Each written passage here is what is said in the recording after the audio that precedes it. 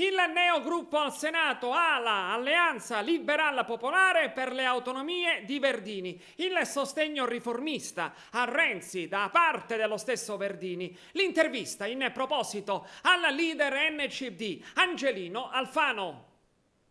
Io credo che questo governo sia un treno in corsa. Noi dell'area moderata, popolare, del nuovo centrodestra siamo determinanti, senza di noi questo governo non poteva nascere e senza di noi non potrebbe realizzare le battaglie moderate e questi obiettivi tipici del centrodestra italiano che ha realizzato. Oggi che questo treno è in corsa, anche quelli che hanno contestato la mia scelta vengono dietro e quindi si sono accorti con 1 anno e mezzo di ritardo di quel che avevo capito io 1 anno e mezzo fa, di quel che avevamo capito tutti noi 1 anno e mezzo fa e possono dare una mano d'aiuto. Non abbiamo la necessità di numeri perché comunque sia questo è un governo che ha una maggioranza solida con dei numeri assolutamente certi e solidi e quindi credo che il segno evidente sia che Forza Italia non riesce più a trattenere dentro di sé le forze che erano in un qualche modo determinanti al proprio interno.